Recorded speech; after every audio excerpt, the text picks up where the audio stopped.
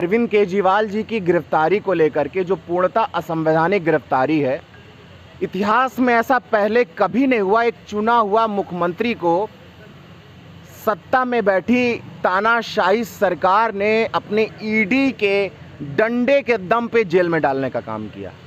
वो अरविंद केजरीवाल जिसने दिल्ली की 2 करोड़ जनता को मुफ्त बिजली देने का काम किया, वो अरविंद केजरीवाल जिसने दिल्ली की 2 करोड़ जनता को मुफ्त पानी देने का काम किया, महिलाओं को बसों में मुफ्त यात्रा देने का काम किया, बुजुर्गों को मुफ्त तीर्थ यात्रा कराने का काम किया, सरकारी विद्यालयों को प्राइवेट से अच्छा करने का काम किया। देश के प्रधानमंत्री जी अरविंद केजरीवाल से डरते हैं, आम आदमी पार्टी से डरते हैं, क्योंकि हमने भारतीय जनता पार्टी के गढ़ गुजरात में सेंध लगा करके 5 विधायक जिताने का काम किया।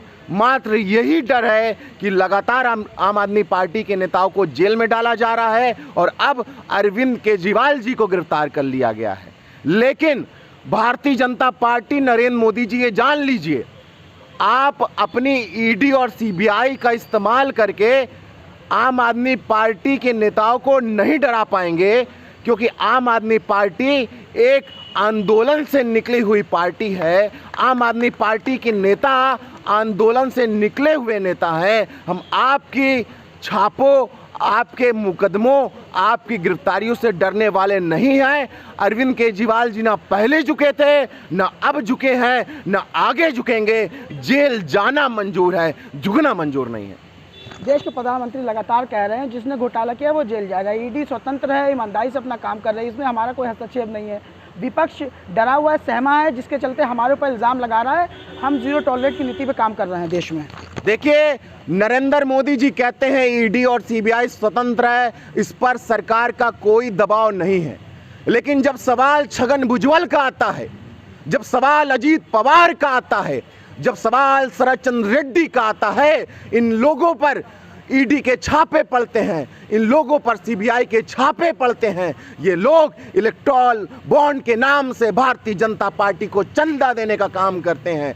जब ये भारतीय जनता पार्टी के विपक्ष में होते हैं तो ये भ्रष्टाचारी होते हैं। जब भारतीय जनता पार्टी का पटका पहन लेते हैं, सदस्यता ले लेते हैं, टोपी पहन लेते हैं, तो ये सदाचारी होते हैं। देश की जनता जान रही है, देश की जनता पहचान रही है, देश का बच्चा बच्चा जान रहा है।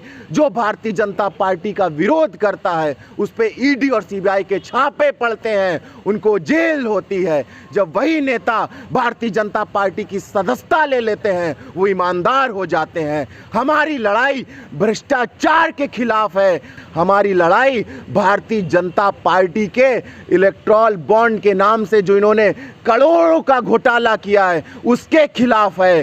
शरद चंद्र रेड्डी जो जब जेल में होता है उसको भारतीय जनता पार्टी शराब घोटाले का आरोपी बताती है। वही शरद चंद्र रेड्डी जब भारतीय जनता पार्टी को लगभग 60 करोड़ रुपए का इलेक्टोरल बॉन्ड के माध्यम से चंदा दे देता है तो उसको भारतीय जनता पार्टी सरकारी गवाह बना देती है। वही भारतीय जनता पार्टी उसको बेल देती है और इनकी ईडी विरोध नहीं करती। हमारी लड़ाई इसको लेकर के है। जो छगन भुजबल कभी भ्रष्टाचार ही कहलाए जाते हैं, जब भारतीय जनता पार्टी की सदस्यता ले लेते हैं, पटका पहन लेते हैं, तो वो भारतीय जनता पार्टी के दल में मंत्री बन जाते हैं और ईडी कहती है छगन भुजबल की फाइल खो गई।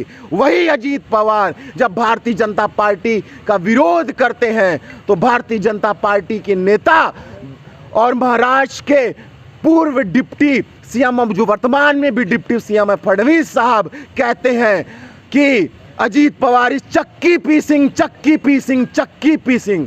हमारी भारतीय जनता पार्टी से यही मांग है कि आप ईडी और सीबीआई का गलत इस्तेमाल करना बंद करिए, नहीं तो देश की जनता आपको सबक जरूर सिखाएगी। क्योंकि ये वो भारतीय जनता पार्टी है जिनके राष्ट्रीय नेता ने, बंगारू लक्ष्मण ने, कैमरे के सामने रक्षा सौदे में दलाली खाने का काम किया। हमारी लड़ाई बंगारू जनता पार्टी के खिलाफ है, ब्रजभूषण जनता पार्टी के खिलाफ है, और इस लड़ाई को हम जारी रखेंगे जब तक देश से भारतीय जनता पार्टी की विदाई नहीं कर देते।